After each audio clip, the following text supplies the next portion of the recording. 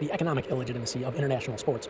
Now, years ago, I did this with Olympic medals, and I showed that the countries that win the most medals generally have the most economies. Of course, there's outliers, but wealth and population are the biggest factors in determining the potential a country has to do anything. Again, the potential doesn't determine how good they are. However, the more potential a country has, the easier it is for them to be good at something. This could be anything from technological development and manufacturing all the way down to building a sports team and anything in between. It doesn't matter. It all requires economics. So in the U.S. and a few other countries, unfortunately, the school systems are tied to a lot of the youth and development sports. And they figured this out early in the 1900s that the larger schools were usually outperforming the smaller schools.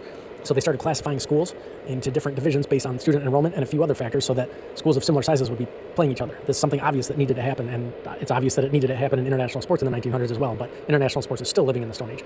So just as a mental exercise here, just to briefly look at this. Now, if you look at all these countries and you take the average GDP, and then you take the average GDP of this as they progress into round of 16, so round of 32 to round of 16 to quarterfinals to semifinals, generally what will happen is that the GDP is going to be growing more and more. There's exceptions, for example, in the final, that's not the case, but generally that is what happens, and it's the same thing with Olympic medals.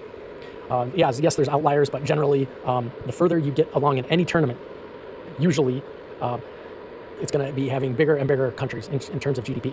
And the further you go back, so for example, if you go to the group stage and average the GDP of all those countries, it's going to be even smaller. If you go to like the later stages of the qualification stage, it's going to get even smaller. And then if you go to the first round of the qualification stage, it's going to be extremely small. The GDP will be extremely small. And there's only a few outliers here and there when it comes to these broad averages. So, and then you can look at something like Morocco right here. They got all the way to the quarterfinals, but you got to keep in mind they don't even have a legitimate team. They mostly have European players, so essentially they're cheating. Another way to look at this, okay, that's pretty obvious. And this Olympic medal study I did was like, I want to say mid-2000 sometimes. I'm not sure if it was before 2015. It might have been right before 2015 or somewhere around that period I did that. I still have those documents. I got to pull those out again.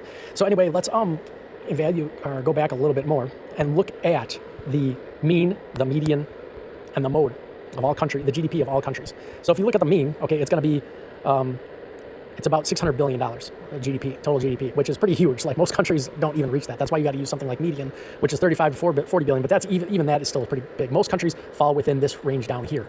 So most countries don't even stand a chance, even if they're extremely efficient in the sport. In other words, the true skill that they have outplays everyone. They have no chance of winning the World Cup, even if they're tiny and have the most efficiency in the sport of soccer. So this is a huge problem, and it should have been resolved in the early 1900s, but like I say, international sports are still living in the Stone Age. You go back to this right here, you can see that in the quarterfinals, almost every single big country is in the world is here. Obviously, China's not here, India's not here, Nigeria's not here, Italy is not here, but they usually are. Even countries like Canada and the USA are here, and they're not even soccer countries. They're extremely inefficient at soccer. If you rank countries in soccer efficiency, Canada and USA would be ranked around 100 somewhere. But since they have so much brute force, they're able to be ranked around 20 to 40 sometimes.